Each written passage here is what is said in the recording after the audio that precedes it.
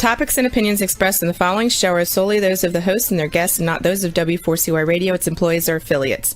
We make no recommendations or endorsements for radio show programs, services, or products mentioned on air or on our web. No liability, explicit or implied, shall be extended to W4CY Radio or its employees or affiliates. Any questions or comments should be directed to those show hosts. Thank you for choosing W4CY Radio.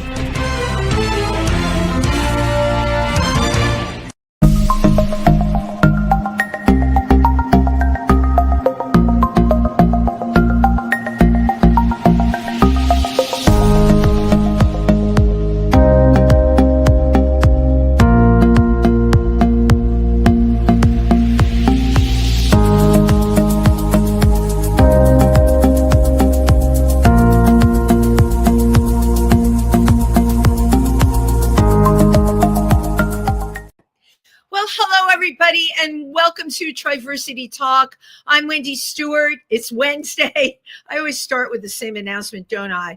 But it's true. It's Wendy on Wednesday, and so happy to have you here with me tonight. Very somber evening. Tonight is Transgender Day of Remembrance, and there are vigils going on everywhere. And for those of you that follow Triversity or LGBTQ, located in Milford, Pennsylvania, servicing the rural areas of the tri-state area, we of course had our vigil that we do every year at the Methodist Church with the reading of the names. Unfortunately, I couldn't be there because I broadcast out of New York during the week, but for those of you who attended the vigils, thank you. For those of you who are listening all over the country that don't know what Transgender Day of Remembrance is, there is a memorial that includes a reading of all the names. Sometimes it's a past year, more often than not. This was started 25 years ago. A lot of the names on that list are read. And there are candlelight vigils, there can be a service, but it is to remember all of those transgender people that died by violence, which is something that's very common and something that we all need to be very, very much aware of. So for those of you observing, thank you so much. So speaking of Milford, Pennsylvania, we had an amazing film festival called the Black Bear Film Festival. And the opening night party, I had a fabulous dress. And the most gorgeous man came over to me and like a sequined, like head to toe ensemble and said, you know, I have a dress similar to that. And I took one look at him and I said, I bet you do. And I found out that this person was a filmmaker and actually had not one, but two films in the Black Bear Film Festival. I want to tell you a little bit about our guest tonight. I call this segment Out and Proud, Acting and Filmmaking with Nicholas James Reilly. Please welcome him. Hello, Wendy. It's quite an introduction. Oh, great to have you here. And I got to interview you like twice during the Black Bear Film Festival. Yes, it was my pleasure. But we got to hang out on the stoop. Yep. We're hanging out on the stoop. I like that. I like that idea to do a show hanging out on the stoop. I do it. There's something about being on a stoop, right? Like, you know, this as an actor and a filmmaker, yes. There's an energy you get from hanging out on the stoop. There's something childlike to it, something freeing, like hanging out with your, you know, taking it back. Cool. It takes you back to your childhood, right? Were you a hanger when you were a kid? No, I was in the woods. I was in the woods recreating Halloween movies with friends. As a kid, you did that. And tell Nicholas, what woods were you in? Oh, the Staten Island woods off of Huguenot Avenue, where I'm from originally. Yeah. So, I did want to mention, you know, I'm from a borough and Nicholas is from a borough, which is why this is true. Staten Island's in the house tonight, and so is the Bronx. I have to have glasses on it at night now because I do a show in the afternoon. My eyes are fine, but by the time 7 o'clock rolls around, I know I can't see anymore. They look fabulous, though. There used to be a talk show hostess named Sally Jesse Raphael, who was way before your time, but you should Google her because she was a character like Ernestine, like Lily Tomlin's Ernestine. She always had these big glasses. So that's what I aspire to. When did you realize that you wanted to be a performer and a filmmaker? Okay, two different stories there. And we're going to break it up. Performer. And we're on the good ship Lollipop, honey. And you're All right. Buckle up. So performer I was 16 and it was junior year of high school and I was humming a song. Now this is a song I had heard years ago as a kid, didn't know what it was. And this girl next to me goes, "Are you singing Light My Candle?" And I'm like, I don't know what Light My Candle is. And she's like, "Have you seen Rent?" And I'm like, I don't know what Rent is. So she dragged me by my collar, took me to the city, and I saw Rent on Broadway for the first time. And I sat up we played the lottery. We didn't win that time, but we sat up in the nosebleeds. And I remember during Colin's "I'll Cover You" reprise, I had never seen gay people. I had never seen gay love. I had never seen theater. You were 16 and living on, wow. Huh? Yeah. That's like. This was my first like liberal experience. My first, like I said, gay love, art, all of it at once. And during "I'll Cover You" reprise, which if you're familiar with Rent is the most powerful number in the show, in my opinion. It really is. My vision went tunnel. And I lost all of my peripheral sight for the next hour. And eventually that went away. Now, what's funny, I'm going to cut ahead 20 years now, just to about a year ago, I got an eye exam. And she was asking me if anything weird ever happened with my vision. And I told her that story. And she said, that is a common occurrence when someone goes through something traumatic, often like children seeing their parents getting murdered. Like it's that level of intense where your eyes will shut down. And she said that theater experience probably because, your homosexuality, having that reflected at you, and then theater, that moment changed my life. And I said, I want to be up there. Right. Because, I mean, you're living on Staten Island, right? And I mean, it could be the Bronx or Staten Island. You're also of Puerto Rican and Irish descent. Correct. There were no like gay relatives or anything. Well, there probably were, but they weren't like talking about it. So I came out before my uncle. I got stories all day. Dadar. Yeah, my uncle. I went to visit. He had a house in Palm Springs. Listen, everybody knew. Okay, that wasn't. You know that, right? It wasn't said though.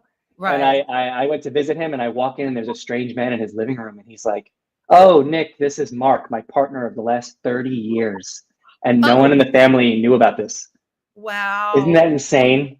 Isn't that crazy? So you are like kindred, but no, this is the beauty of what you're saying, like kindred spirits, because you're in the same family and now this truth is being shared.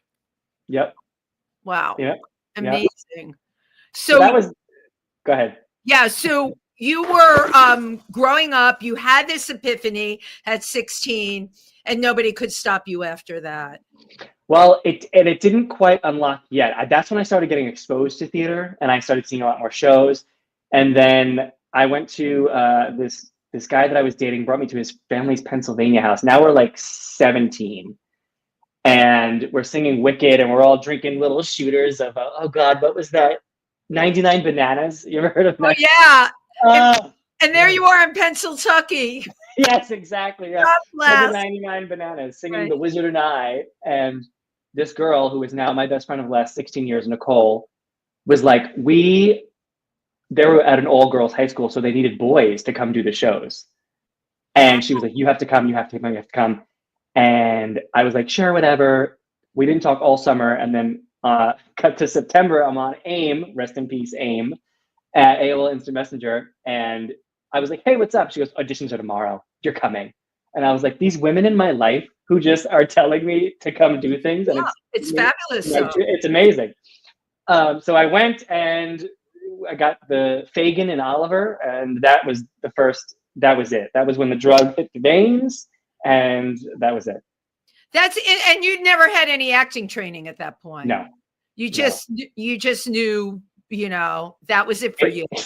I kind of, when I think back to that, it was like panic. I just relied on go for it. And I guess that's what you call instincts. And the director was wonderful and coached me and taught me a lot of the initial stuff that that I learned. So yeah. Well, you have that whole the go for it thing. You have that in your essence of who you are. It's a bright light. So thanks. people that are like that, they will just someone tells them to do something and that's good, and they will do it. They know deep in their heart of hearts that it's right for them. I love it. So your first shot out of the bag was Fagin.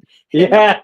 A 60-something Jewish man, and the director was a 60-something Jewish man. So it was nice to learn from him too. It was basically him living through me to play this role. I got it. So you were in high school at that point, right? Yes. Were you in Catholic school? Correct. Yeah, I got the whole 9 yards. You know, it's funny. We have a lot of people on this show that went to Catholic school. Oh, we could talk. I'm sure we could talk. Really quite funny. We have a lot of, especially a lot of people that are Italian and gay and went to Catholic school. It seems to have done more damage than if they're of other ethnic backgrounds. I don't know why. Italian and Catholic school, I think they're really able to, like, you know, get the guilt really ground in there. Yeah, I bet. Yeah. Yeah. But okay, so then did you apply to Circle in the Square? How did this all happen for you? So then from there, we did a couple shows with them, and then I didn't think of it really as a career. It was just high school. This was fun, you know. And then I went to college. I was pre-med chemistry major. I wanted to be a vet. Funny enough, we were just talking about vets. Funny, me too. That's what I went for. Oh, really? Pre-med at SUNY Binghamton. Oh, amazing. Terrible at the math and not great at science. And I had to, realize that dream wasn't happening for me. Sure. But where did you go to school? Yeah, Hunter College here in the city. Oh, so I went to Lehman before I went to SUNY. Okay, there you go. So yeah, so you wanted to be a vet. Yeah, and I was in my second year of college, and something was wrong. Something was missing, and I was like, oh, I kind of miss doing shows, and so I auditioned for a couple plays here in the city, and I booked my first off-Broadway role in Oren Squire's To Whom It May Concern. And like a very green rookie actor, I thought, oh, I booked one off-Broadway play. My life is set. So yeah, I remember being in organic chemistry and getting the casting the booking. And I remember putting my pencil down and just kind of getting up in class and packing up my bags and walking out, very dramatic. And I never went back. So I did that play and then decided to study, because I had that thought of nobody does anything professionally without studying for the most part, So I actually went to the New York Film Academy for about 3/4 of a year. I know New York Film Academy. So yeah. It's interesting. You look to apply to like the Tisch program at NYU. You were kind of like you were going to do the year at New York Film Academy. Wham, bam, thank you, ma'am. Yeah, testing it out, In and out, easy peasy. I'm an actor, Yeah, right. But the acting program was quite new, and they were still figuring things out. But everything happens for a reason. And through that program, I found out about Circle in the Square. And then auditioned for it. And those 2 years were, I wish I could relive them now with the wisdom I have. But they were formative. I really think that school was wonderful for anyone who wants to take it seriously. Yeah. Well, it's so great that, first of all, that this happened for you really quick. And, again, Nicholas, you have to have the talent or this wouldn't have happened so quick for you, you're doing what you're supposed to be doing. Here's my baby, by the way. Oh, precious. So, on the show. Yeah, Nugget's my co-host tonight. So when you got out of there, did you just start auditioning all over the place? It's so fun reliving all of this. So that's what I'm all about. My job, honey, is to take you down memory lane and then bring you to the present. And then we talk about things that are relevant now. But I love people's stories. That's why I do this. It's great. It's great. Actually, no. So right before graduating, I got a job that I thought was going to be something that it wasn't. So have you ever heard of a port shopping guide? So this is a job on cruise ships. Of course. Yeah. And they framed it like it was going to be much more of a performance than it was. But essentially my job was to once a week, I would do a show on stage, informing all of the guests on the ship of the jewelry and other shopping opportunities that are coming. It's like a corporate industrial, which correct. And I've seen what you did. I've seen them do it on ships. Yes. You're selling. You're really selling. Yes, it's definitely a sales position more than anything. And it was cute for like a month. And then I was like, what am I doing? Like, this is not it. So that was the summer right after. So Circle ended in the spring or late spring. And then that was the summer-ish. And then come that winter, I was getting very restless in relationships, and particularly with a family member of mine. And I wanted to kind of get out. I was at home after school. Living at home, yeah. And the itch to try something different was scratching. And I decided to go to LA. Followed a boy, actually, really. I have a good reason. Boy is as good as anything. Why not? I needed a little extra push, and that was a good push. So I thought I was going to go over there for a year, and I ended up going for about almost 6.5 years. I was in LA. Yeah.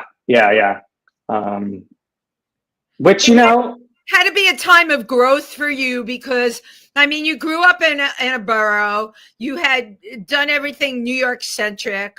Mm-hmm. Now you're out in LA. It's a different scene. What was it like for you when you got out there? You went to school, right? No. So I'm getting to know myself on this talk, Wendy. This is lovely. I'm a tenacious motherfucker. You really are. I got that. You followed the boy, and there you are in LA. Yeah. You're not going to go to school. What did you like? You hit the pavement thinking everybody was going to like give you starring roles and things? No. I had the audacity to say, well, because I have, as any good actor, I have hospitality, food and beverage experience. So when I landed in LA, I said, what's the most popular gay bar in the area? And then I learned about the Abbey. And so I took the bus like nobody in LA does, but I took the bus to West Hollywood, walked over to the Abbey, and I sat at the end of the bar stool, and I drank dirty martinis for about 6 hours, made friends with the bartender until he introduced me to the owner. The owner came out. I said, I want to work here, and I started the next day. That's a really great story. That's like landing on both feet, right? I just, goals, right? This is what I want. Well, yeah, you were actually very focused. You went out there and talk about 6 hours at the bar makes more sense than 6 days, going on interviews and pounding pavement. Sure. I love the dirty martini story that you're downing dirty martinis. You put your 6 hours in and you left the Abbey with a job. That, Nicholas, is a very focused move, I have to tell you. Got to do what you got to do, Got it. Yeah. So I worked there for a bit. And have you been to LA? I'm sure you have. Oh, hello. Yeah. Now, she's the last model standing. I did a book signing out there, of course, in West Hollywood. Right. Of course, I went to a lot of the gay bars there. I like LA. I would only go out there, though, if I had a job. And this year I got close, but I didn't get it. So I'm still here. I'm here in New York, Nicholas. Yes, East Coast girl. Yes, I get it. East Coast girl still. I get it. So, when you were working there, did you make a lot of connections? Yeah, that's why I stayed as long as I did, I think, because the lifestyle was not for me. I didn't particularly like the day-to-day of living there. But every year I would look at myself and say, has my career advanced? Have I grown? And I kept saying yes. So I was like, okay, seems to be working. Let's keep going. Within the first year, it was kind of, again, getting money and an apartment. And then one short film here, a little short film here. Okay, now we're getting some roles in features. Okay, cool, joining SAG. So these things were happening and I was feeling really good about them. And then 30 came.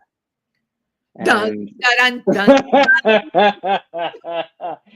For real though, man, if you're doing life right, in my opinion, around 30, you take a real good look at yourself and you assess who you really are and if everything around you aligns with that. What And was I'm curious, what was it about 30 that was not just a number for you? I think it was drinking, partying, that lifestyle. Yeah, it's easy to fall into that. Yeah, yeah. And, I had this one experience where I had a crazy night and I woke up the next day and I was like, okay, whoa, like I need to slow down. Like I'm not going to do that tonight. And then I watched myself get up, go in the shower, put on the clothes, go out to the club and do it again. Yeah. And it was like I was over here watching this behavior and I said, whoa, I'm not in control. I'm not in control and I need to do something about that. So I ended up coming home to New York for about 2 weeks to kind of detox. And again, in that way of how I do things, I flippantly looked online and I said, okay, if there's a job opening for any great restaurants here in the city, like I'll consider coming back. And lo and behold, the next day, I don't know if you're familiar with Catch restaurants, but where is it? Catch restaurants, Catch LA, Catch Steak. I know. It's a steakhouse, though, so the tips are going to be. Yeah. It started as a more seafood joint. The original one is Los Angeles, I believe it's La Cienega. Forgive me if anyway. But yeah, high end, like very Instagrammy. The steaks are $78 plus each, that kind of thing. Good steak, $78. That's a steak. Yeah, it was fried cow. And it was good. It was very easy to sell because once you ate it, you were like, all right. But yeah, lo and behold, they had an open call the next day. So I went to friggin' Express and bought an interview outfit and went there and knocked it out of the park and was like, all right, I'm coming back to LA. Being in the city, that was really what hit me, was being back in the city. I felt that thing similar to like quitting school and going back to acting. That thing. I don't know, alignment, whatever you want to call it. Control. It sounds like LA, like there's all this stuff happening around you and you're swept up by it, but you're not in control. It's like Dorothy and the Wizard of Oz with the tornado. But then you come back to New York and you can kind of plant your feet here. Yeah. It felt like me. And so that was important. And yeah, came back 5 years ago now and quit drinking. And you just were able to quit, and good for you. Not easy. I'm Scotch Irish. I can only drink 2 drinks and then I don't desire anymore. Well, I have a lot, which is weird, right? But I have a lot of friends. If you are bent on drinking a lot and you can drink a lot, like you had those 6 dirty martinis at the bar, honey, they'd have to carry me to a hospital to do that. So, but you know what? Good for you, because it was a wake-up call. Yes. And I don't regret it. Like I was 20, your 20s, go be a tornado in your 20s, and then you'll see where the house lands. Right. Absolutely. Yeah. So then you're back here, and it was this the point you decided you wanted to start making your own films? So that whole thing, whole thing started back in LA. So remember the guy that I moved to LA for? Yeah. He was a writer, and he taught me everything I know about screenwriting. I'm a very curious person naturally. So when he'd be working and stuff, I'd be asking questions and be like, oh, why are you doing that? What's structure about? What's this? What's that?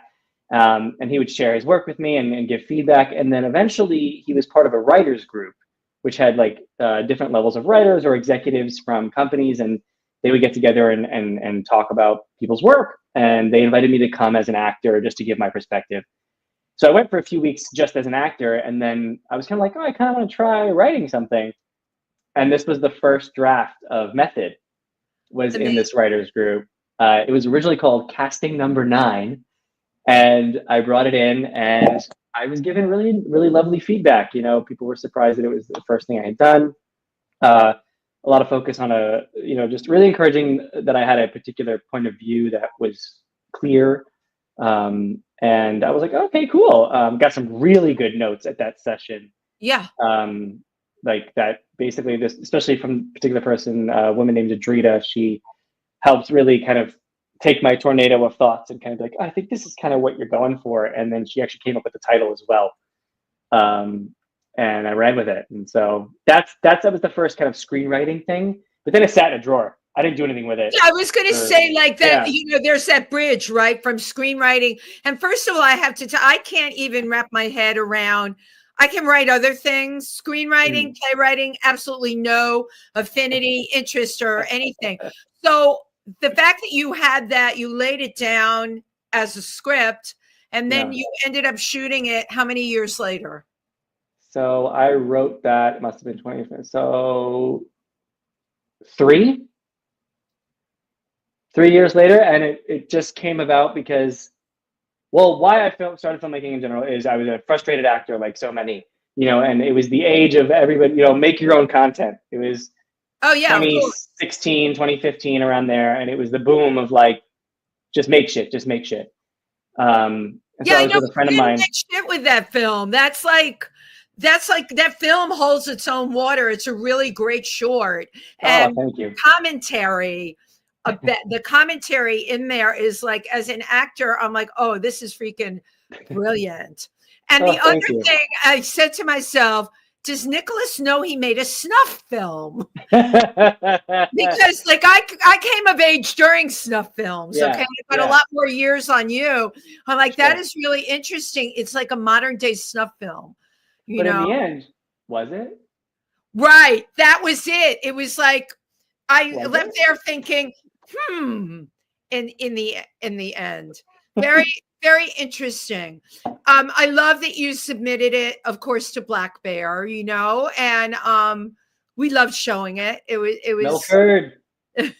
was great. It was really great. So not a very long time really from concept to birth, actually. Well, not long from concept to filming, because then I filmed it in 2016-ish, but I didn't finish it until 2024. That is very interesting. I would have forgotten what I was making. How did you do that? Again, I guess it's because like acting was always at the front, so a lot of my energy, a lot of my focus was always on that. But I think too, like the stories about me quitting drinking, there was an abusive relationship in there. There was moving back to New York. All of this was in the 8 years I'm telling you. And I think there was also a part of me that was, a imposter, afraid to be a sham. Like, I made that thing, but like, I'm not a filmmaker. It's not real. It's not a real thing. Yeah. And as long as I don't finish it, I don't have to share it. So I can just delay the post process forever. I actually finished the second movie first. Believe it or not. Really? Slaycation was finished. And okay, so let's just talk about that. And then of course I want to see, you made a little composite for us tonight. Oh yes. But Slaycation from concept to shoot to final product, how long was that? So Slaycation is a feature first. I had written the feature in 2018, 19 was probably the first full draft of the feature. And then very similar story with everything I was dealing with. I put it away. I was like, I'm not going to do this. And then my kind of day job is a live event production company. We Overland Entertainment. We do like Tribeca Festival, New Yorker Festival. And we were doing the New Yorker Festival, and Molly Shannon was a guest. And I'll never forget, we were at Ethical Culture up on Central Park. Oh, yeah, I know exactly. I've been there, yeah. Yeah, beautiful space. And Molly was talking, and people were asking her about her zeal, that Molly Shannon energy she has. She's always like at 100, And she was talking about how her mother and sister died in a car crash when she was very young. And ever since that moment, she kind of committed to living life with 100%. Like every sip of coffee, taste it, because you just never know. And then she started talking about her SNL characters and writing, and she said, if you're an actor who can write, you must do that. And I started drifting off, and I was like, wow, I really wish I had like characters that I could like put on screen or like bring to life. And then I realized I have Slaycation sitting in a drawer. And then I also realized that within the first 10 pages of Slaycation, these characters are not in the same room at the same time. So it would be my opportunity to play all 9 characters as well. I thought that was incredibly clever. It was so good that I was like, who are these drag queens? They look vaguely familiar. Okay. You had me right. Well, they were all yeah. It was like by the 4th one, I'm like, holy moly, he's the same character, but he's totally different, and you wouldn't even know. And they were really all kind of strung together in such a clever way. You know what, Nicholas? I want to play your film that you gave us for the clip. Sure, yeah. The clip. So you combined method with Slaycation for this, right? Yeah, I kind of gave you my favorite little chunks from each one. Yeah. Fabulous. They were both entertaining. Okay, Juan, take it away.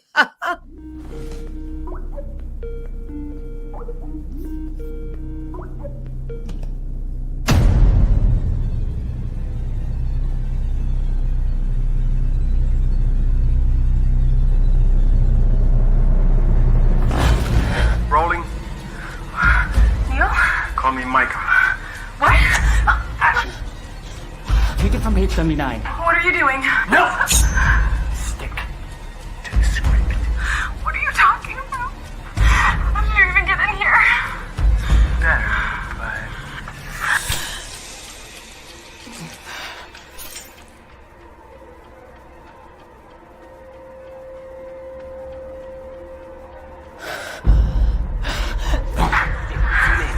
Zoom in.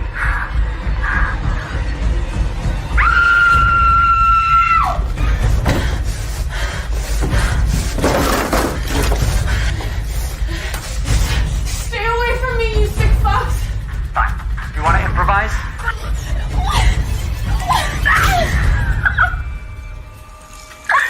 Still want to make shit up? Good. This is my film.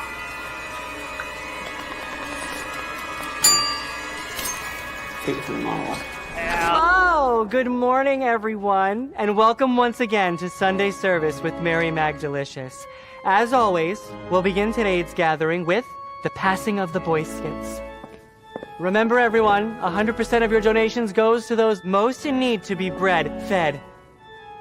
Here at the West Hollywood People's Church, we practice versatility, give and receive. It's the only way. Thank you, boys, and thank you, everyone. Now, let us gay.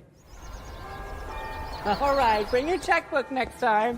Hi, thank you so much. You just got a raise recently, right? Bring that next time. Hi, thank you so much. Oh, you're one of the good ones. Okay, we'll see you real soon. All right, bye-bye.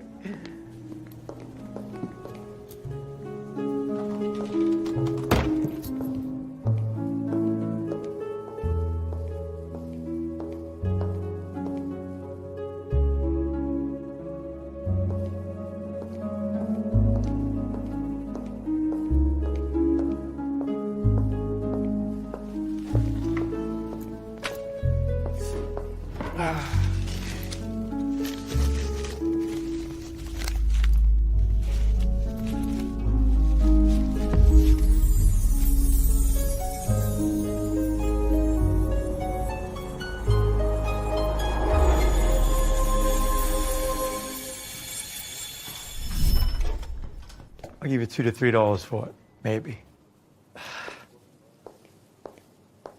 Wait, what's inside?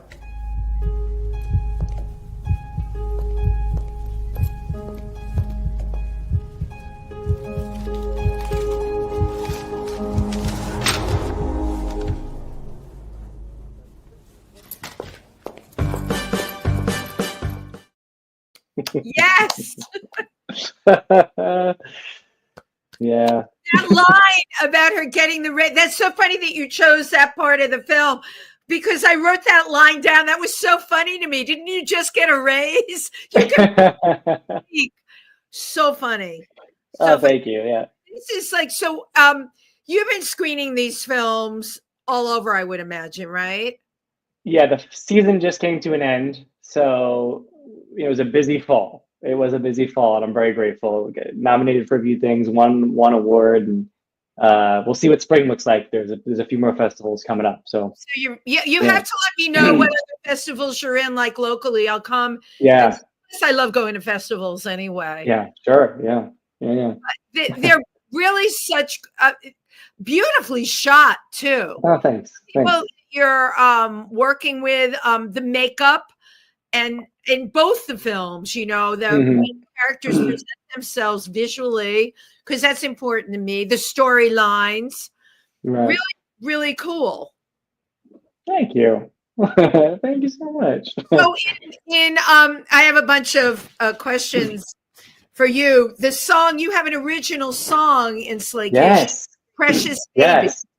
Yes. So my good friend Glass Battles, Sean Connolly is his real name, but Glass Battles stage name, is a wonderful musician in Los Angeles, and we bonded over COVID, and got to know each other quite well. And I just love his music. It's like this electronic, dark, dystopian sexiness. It was great. I got it. It's that. And that's I'm like, this is great. And that was really cool. That was the first time I had ever like commissioned an artist, and I flew out to LA. We went to a studio and like recorded it, and that was a really cool time. And it's a fucking jam. It's available on Spotify. Check it out, Precious Baby. He's wonderful, and that song hits. It's great. Mm-hmm. It's so perfect for the film too. How long did it take you to shoot Slaycation? Because there's a lot of different scenes in it. Yes. So God, I produced it. Was that 2 years ago? So there's 5 days, 5-day shoot over 6 locations. Locations. Yeah, 6, because one of the locations actually served as 3, which was amazing. But yeah, we were all over the city. We were in Long Island, we were in Queens, we were in Manhattan. The bar is at Sweet, which is up on 109th, I believe it is. Yeah. I've never been to that bar. Yeah, it's a really cute little dive on the Upper West. Good little watering hole for the gays up there. Right. I saw that you had given them a credit at the end. I didn't know the bar, but just it was beautifully shot. Oh, thanks. Yeah, that was Daniel Fakos, our DP. Okay, well, it was almost like dystopian in the way it was shot. It almost looked like the Hunger Games in the way. Good. Yeah. It was very, very, very cool. The significance of the wallet, without a spoiler alert. Can you talk about purses that show up in every station? Yeah, so essentially the log line for the film is that 9 drag queens are invited to a remote island mansion on the promise of fame and fortune. But when they each start dying one by one, you soon realize the only prize they'll be fighting for is their life. So in these first 10 pages, you meet all the different queens at different areas of their life, and they receive these beautiful bejeweled envelopes with a letter telling them to be at a certain place at a certain time. Right. And, it mentions that they might win $1 million, but something even better awaits them. But it does warn at the end, may the best drag queen live. So what's the plan for this film? Write me a check, Wendy. Let's make it. I just said that to somebody that offered me something the other day. I'm like, well, if you can write me a check, I can do it. Now you're asking me for the check. I'm not passing my money along to you. Yeah. But I guess right now I've got a couple plays coming up in the winter, so I'm focused on that, and then we have the rest of the festival season in spring. Right. So I think come the end of the next festival season, I might shift gears back into making the feature a reality. I'd like to use the short I made. I'll probably cut it into like a nice, sexy 60-second trailer that really grabs, because people don't want to watch anything. People don't want to read anything. Nobody wants to watch anything. The short and sweet, you can make it. So if I can sell it in a 60-second clip and show it to somebody, be like, hey, there's something here. A bunch of drag queens at a mansion. They're dying. It's campy. It's rooted in good themes of mental health, identity, and suicide, which are going to be more relevant than ever. Like, let's do it. So we'll see. Yeah, I think that's so fabulous. So you have these 2 films, okay? that I got to see so far. Method, what prompted you to shoot Method? Was it a highly personalized experience from acting training? I just think like the desperation on all sides to like make stuff. Again, this is back to like that age of like when it was like create, make your own stuff. Right. Anybody can do it. Yeah, and it just felt like this, you know, you want to work so badly, but you don't really know how to do it. And we all just want to express ourselves and do the art. And how far would somebody be willing to go to do that? And I think in the character of Melissa, the female in Method, you know, she was you don't terrific. really know. Oh, she's wonderful. Callie Ott. Mwah. We did a horror feature WTF together back in LA. She's doing wonderful in LA right now. She's got a one-woman show called Final Girl that is winning awards, and she's blowing up. Callie Ott, love you. But the character, like, I can relate to like how far would I go once? Would I, you know, being a young actor, like, would I let somebody stab me a little bit to do a movie? I don't know. It sounds insane, but like it's just a little bit, and it would be so real. Like, right. You How know? far would I go for the authenticity factor? Yeah. Did you find that you wanted to make this film because everybody else was making films? You know what really did it was the executive producer on the film, Ben Dalton, was a friend of mine at the time, and we were talking about this whole, you know, we got to make stuff. And I was like, oh, I got this script, not thinking anything of it, and I sent it to him, and he replied back, and he was like, oh, I would donate at least $500 to make this, and I was like, You would? Someone will burn money, throw away money to make my art? Okay. And so that's kind of what it started to like, oh, maybe there's something here. That was a very validating moment for me. Right. Well, and that was your first angel, right? That came along. Yes, exactly.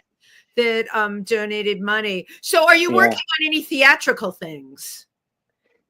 So at the moment, I have a play in the city, which I'd love for you to come to, Wendy. It'll be at 59 East 59th this winter. It's called Pecking Order. It's a new play by Robin Rice. I believe our press actually goes out tomorrow, so it'll be hitting. You'll see it on like Playbill and such.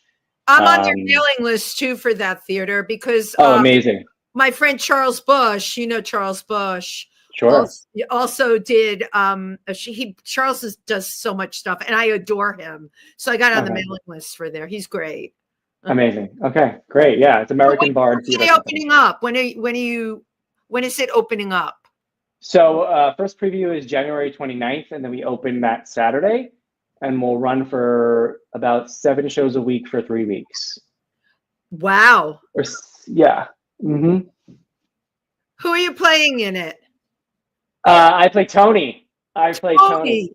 Yes. I don't know how much I'm allowed to say just yet, but even though I am a Puerto Rican Irish from Staten Island, I do often get the chance to tap into Italian roots that I grew up around. My brother's Italian, so I have Italian family members, and obviously everyone on Staten Island growing up was a lot of Italians around. Everybody's Italian on Staten Island. Yeah, and even though I sound like this now, this is Circle in the Square training talking. I really had quite a thick accent, right? Which I can turn on as needed. So it'll be a fun exploration of those parts of myself. Oh, this is like really exciting. That's a lot of shows per week. Yeah, it's like a good run. Yeah. It's an excellent run. So tell me the name of it again. It's called Pecking Order. Yep. And you open January 29th. Sorry, that's the first preview. We open February, whatever the Saturday is there. I don't have a... Okay, that's fine. First. Yeah. That's really great. That's exciting. Yeah, I would totally love to come. I would love for you to be there. And then this spring, I'll be going back off Broadway with a new play by John Patterson called The Last Supper, which is about 2 gay men in an attempt to fix their relationship, have all of their exes over for dinner. That's really funny. It has a lot of religious themes, so we're going to shoot it during Holy Week. and it's called The Last Supper. So yeah.